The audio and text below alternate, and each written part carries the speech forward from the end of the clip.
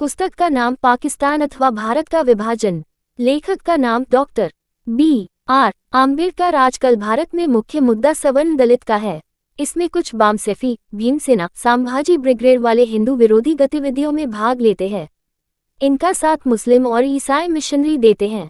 आजकल प्रचलित एक नेशनल दस्तक चैनल भी दलित मुस्लिमों द्वारा सम्यक रूप से प्रसारित किया जाता है।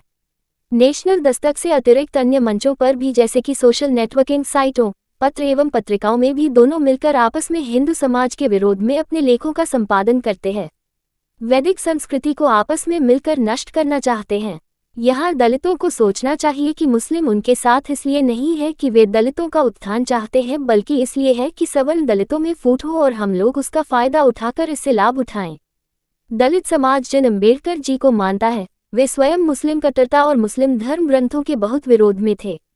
डॉक्टर अम्बेडकर किसी के मुस्लिम हो जाने पर मात्र मत परिवर्तन नहीं मानते थे, बल्कि वे इसे संस्कृति और सभ्यता परिवर्तन भी मानते थे।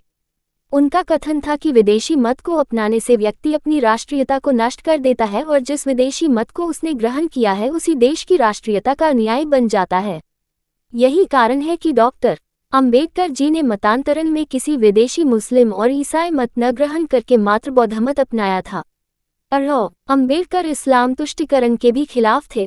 उन्होंने कांग्रेस आदि के मुस्लिम तुष्टीकरण से अनेकों बार असंतुष्टि दर्शाई है, किंतु उनके आजकल के अनुयायी स्वयं मुस्लिम तुष्टीकरण के पक्ष में हैं।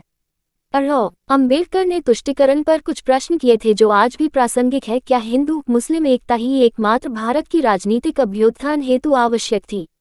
क्या हिंदू मुस्लिम एकता तुष्टीकरण या समझौते के माध्यम से प्राप्त की जा सकती थी? यदि एकता तुष्टीकरण से प्राप्त की जाती, वे कौन सी नई सुविधाएं हैं जो मुस्लिमों को दी जानी चाहिए? यदि समझौता विकल्प है तो समझौते की शर्त हिंदुस्तान और पाकिस्तान का विभाजन है अथवा दो संविधान और सभाओं और सेवाओं में 50% भागीदारी। क्या दोनों संप्रदायों का एक मान्य संविधान हो सकता है? बगैर भौगोलिक एकता के हमेशा सीमा विवाद रहेंगे। क्या शांति से विभाजन नहीं हो सकता था? इस प्रकार कई प्रश्न थे जो मुस्लिम तुष्टीकरण के सख्त विरोध में दृष्टिगोचर होते हैं।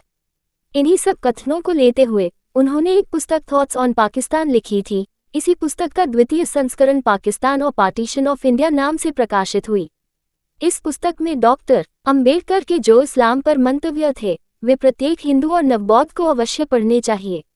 1. हिंदू काफिर सम्मान के योग्य नहीं। मुसलमानों के लिए हिंदू काफिर है और एक काफिर सम्मान के योग्य नहीं है। वह निम्न कुल में जन्मा होता है और उसकी कोई सामाजिक स्थिति नहीं होती।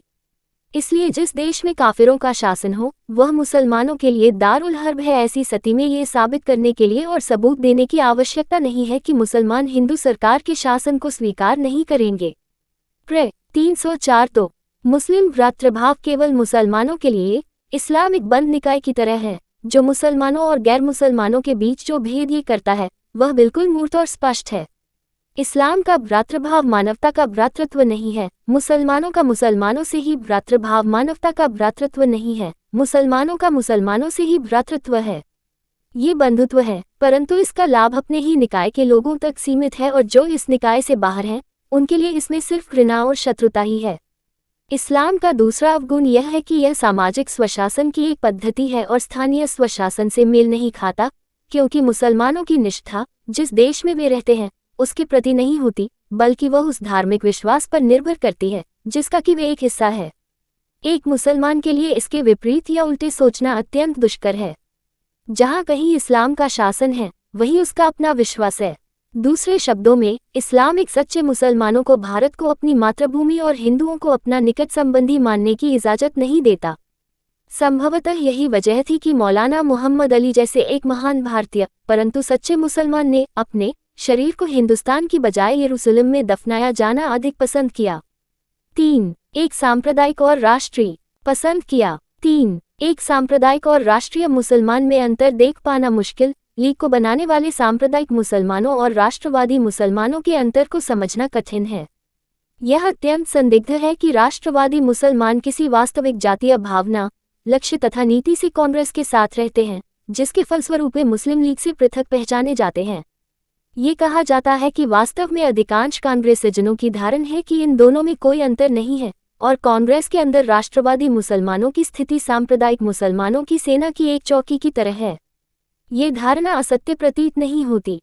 जब कोई व्यक्ति इस बात को याद करता है कि राष्ट्रवादी मुसलमानों के नेता स्वर्गीय डॉक्टर अंसारी ने सांप्रदायिक निर्णय का विरोध करने से इनकार किया था, यद्यपि कांग्रेस और राष्ट्रवादी मुसलमानों द्वारा पारित प्रस्ताव का घोर विरोध होने पर भी मुसलमानों को पृथक निर्वाचन उपलब्ध हुआ।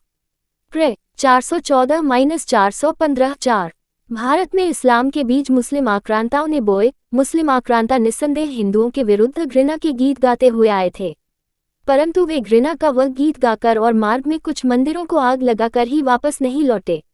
ऐसा होता तो यह वरदान माना जाता। वे ऐसे नकारात्मक परिणाम मात्र से संतुष्ट नहीं थे। उन्होंने इस्लाम का पौधा लगाते हुए एक सकारात्मक कार्य भी किया। इस पौधे का विकास भी उल्लेखनीय है। ये ग्रीष्म में रोपा गया कोई पौधा नहीं है। ये तो ओक बांज वृक्ष की तरह विशाल और सुदृढ़ है। उत्तरी भारत में इसका सर्वाधिक सघन विकास हुआ है। एक के बाद हुए दूसरे हमले ने इसे अन्यत्र कहीं को भी अपेक्षा अपनी गाद से अधिक भरा है और उन्होंने निष्ठावान मौलियों की तुल्य इसमें पानी देने का कार्य किया है। उत्तरी भारत में इसका विकास इतना सघन है कि हिंदू और बौद्ध अवशेष झाड़ियों के समान होकर रह गए हैं, यहाँ तक कि सिखों की कुल्हाड़ी भी इस बांज वृक्ष को काटकर नहीं गिरा सकी। प्र 49-5 मुसलमानों की राजनीतिक दांव पेंच में गुंडागर्दी। तीसरी बात, मुसलमानों द्वारा राजनीति में अपराधियों के तौर तरीके अपनाया जाना है। दंगे इस बात के पर्याप्त संकेत हैं कि गुंडागिर्दी उनकी राजनीति का एक स्थापित तरीका हो गया है। प्र 267-6 हत्यारे धार्मिक शहीद। महत्व की बात यह है कि धर्मांध मुसलमानों द्वारा कितने प्रमुख हिंदुओं की हत्या की गई। मूल प्रश्न है उन लोगों के दृष्टिकोण का जिन्होंने ये कत्ल किए। जहां कानून लागू किया जा सका वहां हत्यारों को कानून के अनुसार सजा मिली, तथापि प्रमुख मुसलमानों ने इन अपराधियों की कभी निंदा नहीं की। इसके विपरीत उन्हें गाजी बताकर उनका स्वागत किया गया और उनके क्षमादान के लिए आंदोलन शुरू कर दिए गए। इस दृष्टिकोण का एक उदाहरण है लाहौर के बैरिस्टर मी बरकत अली का, जिसने अब्दुल कयूम की ओर से अपील दायर की। वह तो यहाँ तक कह गया कि कयूम नाथुराम की हत्या का दोषी नहीं है, क्योंकि कुरान के कानून के अनुसार यह न्यायोचित है।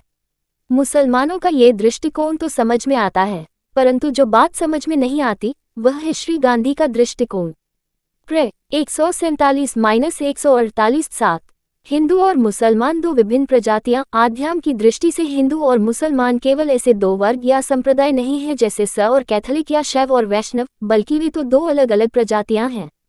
प्र 185-8 हिंदू मुस्लिम एकता असफल क्यों रही। हिंदू मुस्लिम एकता की विफलता का मुख्य कारण इस एहसास का न होना है कि हिंदुओं और मुसलमानों के बीच जो भिन्नताएं हैं वे मात्र भिन्नता ही नहीं है, और उनके बीच मनमुटाव की भावना सिर्फ भौतिक कारणों से ही नहीं है। इस विभिन्नता का स्रोत ऐतिहासिक, धार्मिक, सांस्कृतिक एवं सामाजिक दुर्भावना है, और राजनीतिक दुर्भावना तो मात्र प्रतिबिंब है। ये सारी बातें असंतोष का दरिया बना लेती हैं, जिसका पोषण उन तमाम बातों से होता है जो बढ़ते बढ़ते सामान्य धाराओं को आप्लावित करता चला जाता है। दूसरे स्रोत से पानी की कोई भी धारा, चाहे वह कितनी भी पवित्र क्यों न हो, जब स्वयं उसमें आ मिलती है तो उसका रंग बदलने के बजाय वह स्वयं उस जैसी हो जाती है। दुर्भावना का यह अवसाद जो धारा में जमा हो गया है, अब बहुत पक्का और गहरा बन गया है। जब तक ये दुर्भावनाएं विद्यमान रहती हैं, यहाँ मुहैया सूचना सिर्फ मान्यताओं और जानकारियों पर आधारित है। यहाँ ये बताना जरूरी है कि यह मेरा वीडियो किसी भी तरह की मान्यता, जानकारी की पुष्टि नहीं करता है। किसी भी जानकारी या मान्यता को अमल में लाने से पहले संबंधित विशेषज्ञ से सलाह लें। धन्यवाद।